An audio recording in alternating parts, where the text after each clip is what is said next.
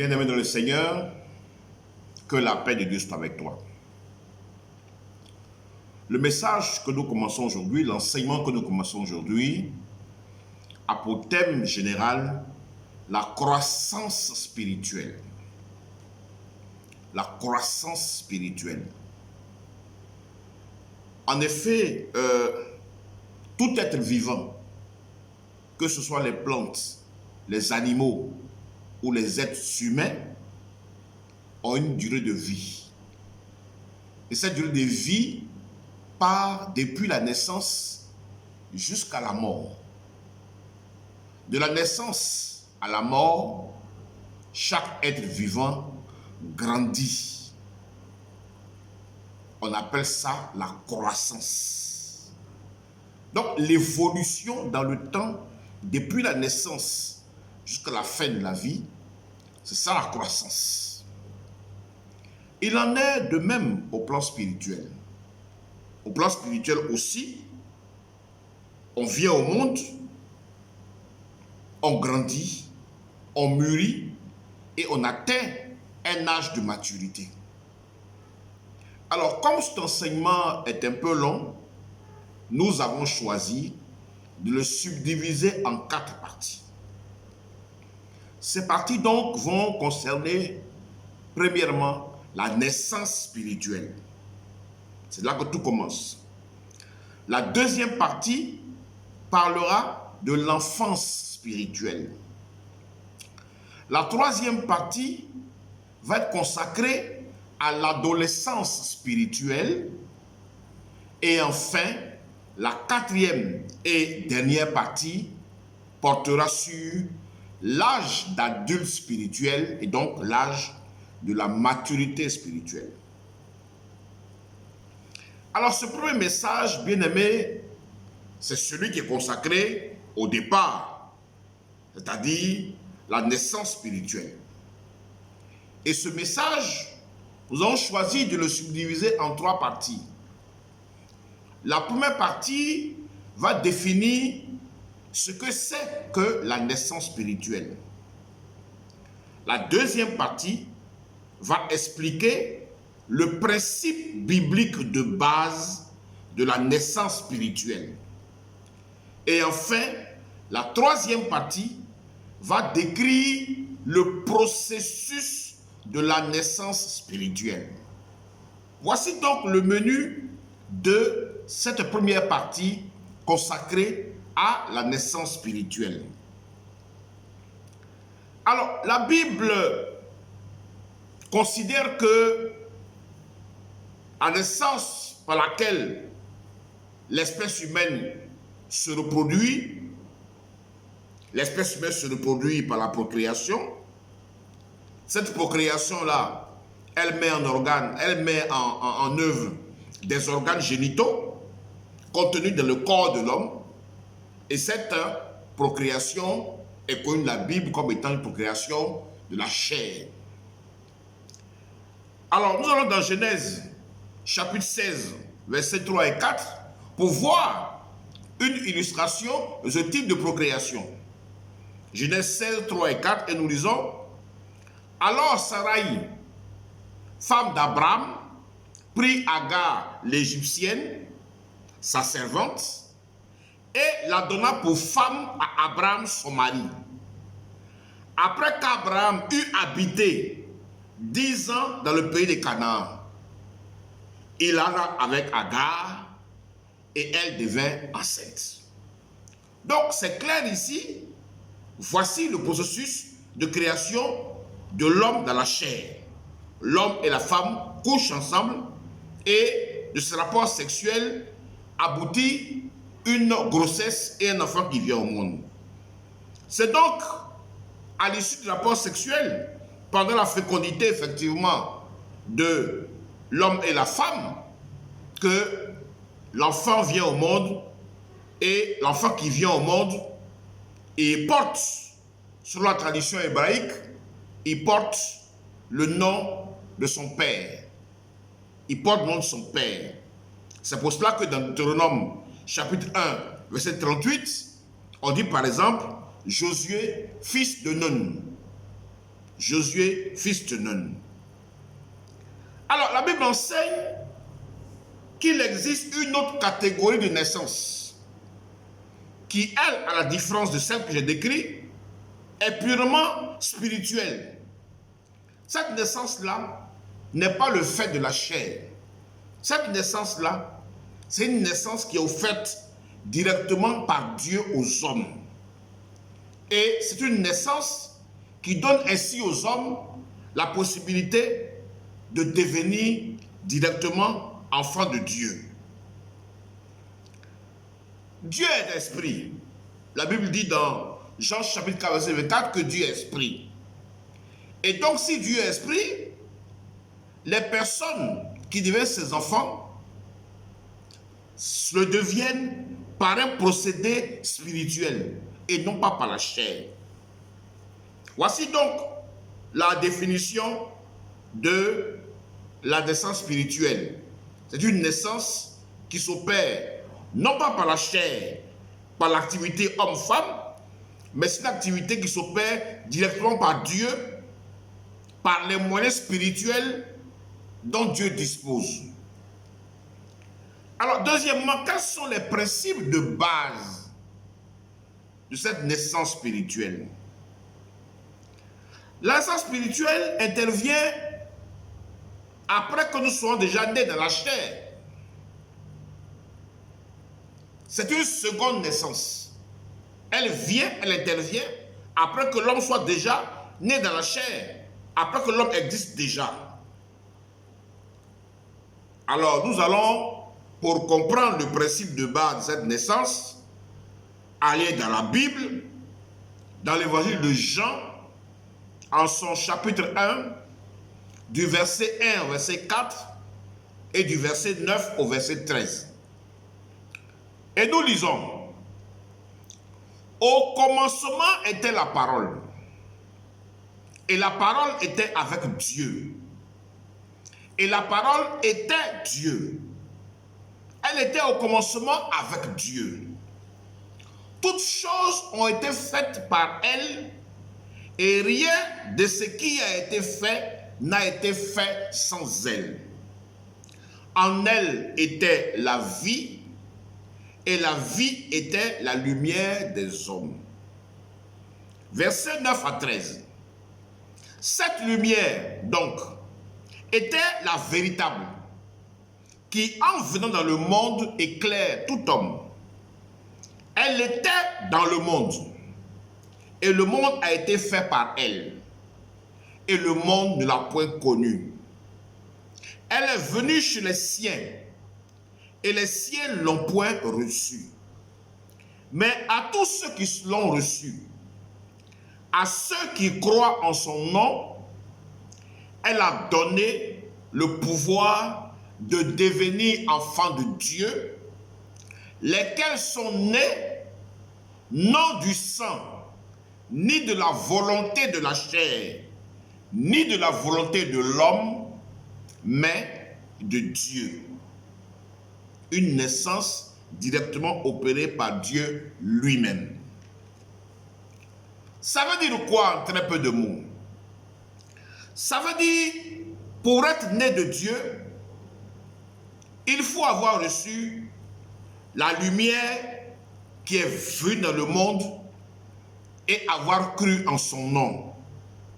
Cette lumière qui est la vie, et cette vie est la parole de Dieu.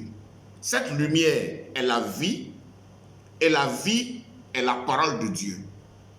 Alors le mystère dans ce passage biblique vient de ce fait que cette vie qui est communiquée, elle vient de la parole. La vie vient de la parole, et la vie est communiquée aux hommes à travers la lumière. Cette lumière qui est une lumière spirituelle, qu'on appelle la vraie lumière, et qui venant au monde éclaire tout homme, comme dit Jean 1, verset 9. Alors, la Bible nous présente ici un ensemble de 3 symboles.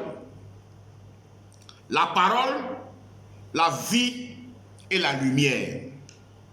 Voici les 3 symboles qu'on nous présente et qui sont responsables de la vie, la naissance spirituelle.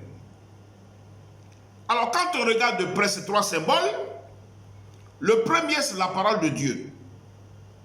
La parole de Dieu c'est Jésus. La Bible dit que Jésus, son nom, c'est la parole de Dieu. Vous le lirez dans Apocalypse, chapitre 19, versets 11 à 13. Je répète, Apocalypse, chapitre 19, versets 11 à 13.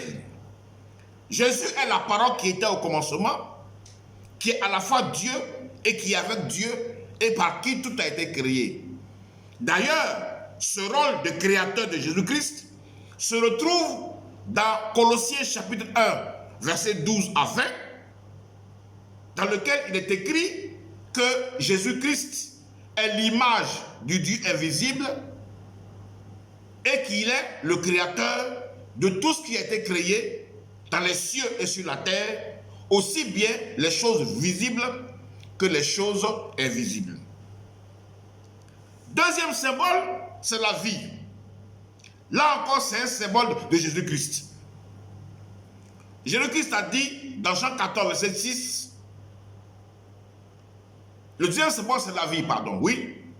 Et Jésus-Christ a dit dans Jean 14, verset 6, je suis le chemin, la vérité et la vie. Je suis la vie. Donc la vie, c'est encore un symbole de Jésus. Troisième symbole, c'est la lumière. C'est encore un symbole du Christ. Jésus a dit dans Jean 8, verset 12, je répète, Jean 8, verset 12, je suis la lumière du monde. La lumière qui vient au monde et qui éclaire tout être. Donc, en résumé, tout être qui reçoit cette lumière, en qui est la vie et qui est envoyé par la parole, reçoit le pouvoir de devenir enfant de Dieu.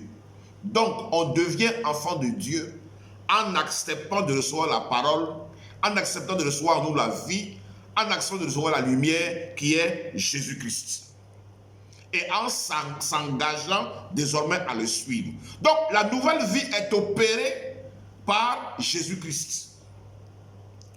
Alors, le texte dit bien que ceux qui ont accepté cette lumière, ils ont reçu le pouvoir, non pas d'être enfants de Dieu, mais le pouvoir de devenir enfants de Dieu. Quand on dit devenir, on parle d'un processus. Devenir, un processus progressif qui se déroule en différentes étapes. Le pouvoir de devenir enfant de Dieu. Alors, la Bible démontre que accepter Jésus-Christ est une première étape. Elle est obligatoire, cette étape, la service de Jésus-Christ. Mais elle n'est pas suffisante. Pour qu'on devienne enfant de Dieu, il faut passer à travers tout un processus par lequel on devient enfant de Dieu. Alors, troisième point, quel est le processus de la naissance spirituelle? Alors, dans la Bible, Jésus donne des enseignements pour expliquer le processus de la naissance spirituelle. Les différentes étapes de la naissance spirituelle. Ces étapes sont subdivisées, sont au nombre de 7. Il y a 7 étapes par lesquelles on passe pour devenir enfant de Dieu. La première étape, c'est la prédication de la parole de Dieu. La deuxième étape, c'est l'appel de Dieu perçu à travers la prédication.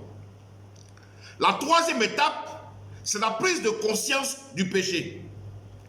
La quatrième étape, c'est la prise de décision de s'engager avec Dieu. La cinquième étape, c'est la repentance. La sixième étape, c'est le baptême d'eau. Et la septième étape, c'est le baptême d'esprit. Voici les 7 étapes à travers lesquelles s'opère le processus par lequel on devient enfant de Dieu. Alors nous allons passer en revue ce processus. Le premier processus, c'est la prédication de la parole de Dieu. En effet, le païen qui ne connaît pas Jésus-Christ, il faut qu'on lui parle de Dieu pour qu'il sache de quoi il s'agit. Mais quand on lui parle de Dieu, cette parole de Dieu qu'on lui donne doit agir sur lui. Alors, on va lire un verset qui est important et qui permet de comprendre le mécanisme. Jean chapitre 6, versets 44 et 45. Jean chapitre 6, versets 44 et 45. Jésus dit, « Nul ne peut venir à moi si le Père qui m'a envoyé ne l'attire. » Je répète, « Nul ne peut venir à moi si le Père qui m'a envoyé ne l'attire. Et je le ressusciterai au dernier jour. » Il est écrit dans les prophètes, ils seront tous enseignés de Dieu. Ainsi, quiconque a entendu le Père et a reçu son enseignement, vient à moi, dit Jésus. Quiconque a entendu le Père et a reçu son enseignement, vient à moi. Alors, deux éléments sont importants dans ce passage. C'est l'enseignement de la parole de Dieu, la prédication de la parole de Dieu et le pouvoir qu'il y a dans cette parole qui attire ceux qui l'écoutent. Je répète, la prédication de la parole de Dieu et le pouvoir de Dieu qu'il y a à travers cette parole prêchée qui attire ceux qui l'écoutent, ceux qui l'entendent. Alors, s'agissant de la prédication de la parole de Dieu, il faut dire que cette parole, elle doit être prêchée, elle doit être enseignée, elle doit être annoncée à ceux qui ne connaissent pas Jésus-Christ ou à ceux qui ne l'ont pas encore accepté et que la Bible définit comme étant des païens. Mais comment cette parole va-t-elle parvenir aux oreilles des païens? La Bible donne la réponse dans Romains chapitre 10. Versets 14 à 15. Romains 10, 14 à 15. Et je lis. Comment donc invoqueront-ils celui en qui ils n'ont pas cru? Comment invoqueront-ils celui en qui ils n'ont pas cru? Et comment croiront-ils en celui dont ils n'ont pas entendu parler? Et comment en entendront-ils parler s'il n'y a personne qui prêche? Et comment y aura-t-il des prédicateurs s'ils ne sont pas envoyés? Selon qu'il est écrit qu'ils sont beaux les pieds de ceux qui annoncent la paix, de ceux qui annoncent de bonnes nouvelles. Cette parole de Dieu, elle doit être prêchée dans le monde entier. Et c'est la mission que Jésus, à la fin de son ministère sur la terre, a confiée à ses apôtres avant de monter au ciel, dans Matthieu chapitre 28, verset 18 à 20, où il a dit « Allez de toute la terre et annoncer l'évangile ». Deuxièmement, c'est l'appel de Dieu perçu à travers la prédication. Donc, il faut que la prédication soit prêchée par des gens qui sont envoyés. Et deuxièmement, qu'à travers cette prédication maintenant, l'appel de Dieu soit perçu par ceux qui écoutent. Alors, comment cela se passe-t-il? La Bible enseigne que les hommes créés par Dieu se sont éloignés de lui en demeurant dans le péché. Or, le salaire du péché, c'est la mort. Et le don gratuit de Dieu, c'est la vie en Jésus-Christ. C'est ce qui est dit dans Romains 6, verset 23. Alors, la Bible dit aussi que le désir profond de Dieu, c'est que Dieu désire, ce n'est pas que le méchant meure. Ce n'est pas que le païen qui demeure dans le péché, qu'il meure. Mais ce que Dieu désire, du fond de son cœur, c'est que ce pécheur abandonne le péché pour ne pas mourir et qu'il revienne à Dieu en se repentant. C'est écrit dans Ézéchiel, chapitre 33, verset 11. C'est donc pour offrir une chance aux pécheurs de se racheter que Dieu a envoyé son Fils unique Jésus pour chercher et sauver tous ceux qui sont perdus. C'est écrit dans Luc 19, verset 10. C'est donc à travers sa parole que Dieu appelle les pécheurs et les fait revenir à lui. Et ça se passe comme ça parce que dans cette parole, il y a un pouvoir qui s'exerce et qui attire ceux qui l'écoutent. Alors, voyons la parole de Dieu pour qu'elle nous éclaire. Parce que la Bible dit que la parole de Dieu, elle ne sort jamais de Dieu sans produire son effet. Lisons Isaïe 55, versets 6 à 7 et versets 10 à 11. Versets 6 et 7 dit: cherchez l'Éternel pendant qu'il se trouve, invoquez-le pendant qu'il est prêt. Que le méchant abandonne sa voie et l'homme d'iniquité ses pensées, qu'il retourne à l'Éternel, qui aura pitié de lui, à notre Dieu, qui ne se lasse pas de pardonner. Versets 10 et 11. Comme la pluie et la neige descendent des cieux et n'y retournent pas sans avoir arrosé, fécondé la terre et fait germer les plantes, sans avoir donné de la sémence au semeur et du pain à celui qui mange, ainsi en est-il de ma parole qui sort de ma bouche. Elle ne retourne point à moi sans effet, sans avoir exécuté ma volonté et accompli mes desseins. En effet, la parole de Dieu, elle est puissante. Il y a dans la parole de Dieu une puissance incommensurable. La parole de Dieu est puissante. La parole de Dieu qui est écoutée entre dans les profondeurs de l'homme et produit des effets. C'est ce que dit la Bible dans Hébreux chapitre 4, verset 12. Hébreux chapitre 4, verset 12. Car la parole de Dieu est efficace. Car la parole de Dieu est vivante et efficace. Plus tranchante qu'une épée quelconque à deux tranchants. Pénétrante jusqu'à partager âme et esprit, jointure et moelle. Elle juge les sentiments et les pensées du cœur. Cette parole donc, qui est prêchée, qui est entendue, elle est entendue par les oreilles. Et après avoir été entendue par les oreilles, elle descend dans le cœur. Elle descend dans le cœur. Parce que c'est le cœur qui gouverne l'être tout entier. C'est du cœur de l'homme que vient la décision. C'est le cœur de l'homme qui a les sentiments. Le cœur de l'homme gouverne l'homme. C'est dit dans Proverbe chapitre 4. Proverbe chapitre 4, verset 23.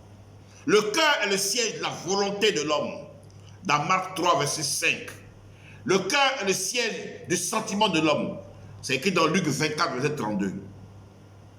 Alors, la parole, voici comment elle agit.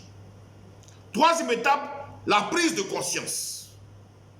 Alors, c'est le pouvoir qu'il y a dans la parole qui est prêchée, qui touche la conscience de l'homme et qui lui fait prendre conscience de la présence de Dieu autour de lui, dans sa vie. Qui lui fait prendre conscience du fait qu'il a été égaré, du fait qu'il a été loin de Dieu. Qui lui fait prendre conscience de son état de pécheur.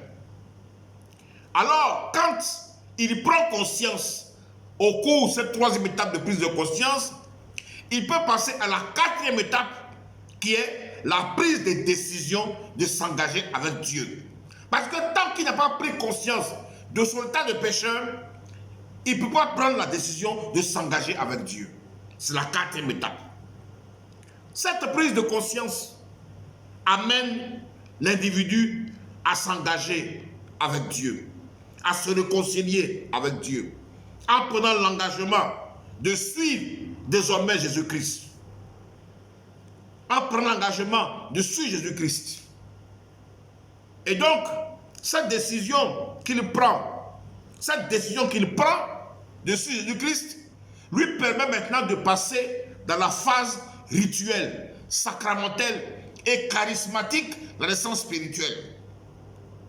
Cette phase rituelle, sacramentelle et charismatique, c'est la phase du baptême, le rite du baptême.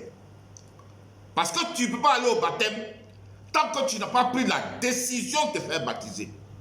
Tu ne peux pas prendre la décision de te faire baptiser tant que tu n'as pas pris conscience de ton état de pécheur. Voici comment se passent les choses. Et donc, la prise de décision de suivre Dieu amène le pécheur à prendre le baptême. Mais pour prendre le baptême, il faut d'abord te repentir. Oui, la repentance, elle est très importante. La repentance permet effectivement aux chrétiens qui ont pris conscience de son état de péché, aux chrétiens qui décident d'engager avec Dieu, de dire maintenant Dieu, me voici devant toi avec mes péchés, pardonne mes fautes, afin que je puisse accéder à ta grâce. Alors on va prendre un passage qui montre cela, qui montre le lien entre ces trois étapes-là. Acte 2, versets 37 à 39. Et nous lisons. Après avoir entendu ce discours, ils eurent le cœur vivement touché. Et ils dirent à Pierre et aux apôtres, « Hommes frères, que ferons-nous » Pierre leur dit, « Repentez-vous. » Maintenant que votre cœur est touché, vous êtes prêts à vous engager à Jésus-Christ. L'étape c'est quoi? C'est l'étape de la repentance. Repentez-vous et que chacun de vous soit baptisé au nom de Jésus-Christ pour le pardon de vos péchés. Et vous recevrez le don du Saint-Esprit. Car la promesse est pour vous, pour vos enfants et pour tous ceux qui sont au loin, en aussi grand nombre que le Seigneur, notre Dieu, les appellera. Alors, quand le cœur a été touché par l'effet de la parole de Dieu et qu'on décide de s'engager, il faut se repentir. La repentance, c'est quoi? La repentance, c'est de reconnaître sincèrement devant Dieu nos péchés. De reconnaître devant Dieu notre état de pécheur. En lui demandant de ne pas nous châtier, en lui demandant de pardonner nos fautes. Voilà. Vous verrez ça dans Luc 18, verset 13 à 14, et dans le psaume 51, verset 5. La repentance, c'est confesser à Dieu nos péchés. Dire, voilà Dieu, voici le mal que j'ai fait. Voici les fautes que j'ai commises. Vous verrez ça dans le psaume 32, verset 5. La repentance, c'est demander à Dieu d'effacer nos péchés. Psaume 51, verset 4. Et la repentance, enfin, c'est abandonner toutes les mauvaises voies après qu'on ait demandé pardon à Dieu. Ésaïe 55, verset 7. La repentance doit être sincère. La repentance doit être profonde. La repentance doit entraîner la conversion, doit entraîner le changement de comportement. Parce que si tu es convaincu que ce que tu ferais c'est mauvais et que tu ne demandes pas à Dieu de te pardonner, tu n'auras plus la force encore d'aller recommencer les mêmes choses. En tout cas, tu vas hésiter, ça va être difficile. Alors, après la repentance, eh bien, on a accès maintenant à la 6e étape qui est le baptême d'eau. Le chrétien est baptisé. Il reçoit de la personne qui a reçu mission de Dieu de cela, l'évangéliste, de le baptiser. Le baptême d'eau produit le pardon et l'effacement des péchés. Le baptême produit la purification de l'ensemble des péchés accumulés pendant plusieurs années de péché. Le baptême produit le nettoyage complet de toutes les souillures marquées dans le corps, dans l'âme et dans l'esprit. Alors, la parole de Dieu nous dit dans Acte 2, verset 28, « Repentez-vous et que chacun de vous soit baptisé au nom de Jésus-Christ pour le pardon de vos péchés. Et il est dit également dans le psaume 51 au verset 4, « Lave-moi complètement de mon iniquité et purifie-moi de mon péché. » Lave-moi complètement de mon iniquité et purifie-moi de mon péché. Donc, l'eau du baptême lave complètement l'être humain. Complètement. Et comme l'être humain, selon 1 Thessaloniciens, chapitre 5, verset 23, est composé d'un corps, d'une âme et d'un esprit, l'être humain est lavé complètement dans ces 3 dimensions. La dernière étape, c'est le baptême d'esprit. À travers le baptême d'esprit, le nouveau converti reçoit en lui le Saint-Esprit. C'est la condition absolue pour naître de nouveau et espérer entrer dans la vie éternelle promise par Jésus-Christ. C'est ce que Jésus-Christ a expliqué à Nicodème, un membre influent du tribunal suprême des Juifs, qu'on appelle le Sanhédrin, qui siégeait à l'époque à Jérusalem. Jésus a dit à Nicodème, dans Jean 3, versets 5 et 6, Jésus répondit, en vérité, je te le dis, en vérité, je te le dis, si un homme ne naît d'eau et d'esprit, il ne peut entrer dans le royaume de Dieu. Ce qui est né de la chair est chair, et ce qui est né de l'esprit est esprit. Donc, la naissance spirituelle s'opère à travers le Saint-Esprit que reçoit le nouveau converti de la part de Dieu. La naissance spirituelle s'opère maintenant. Lorsqu'on a franchi les 6 étapes, elle s'opère maintenant à travers le Saint-Esprit que reçoit le nouveau converti, la part de Dieu. Et ce Saint-Esprit vient s'implanter à l'intérieur du nouveau converti. Il s'implante à l'intérieur du nouveau converti sous forme d'une sémence. C'est la sémence de Dieu. Il n'y a pas de naissance, de procréation sans sémence.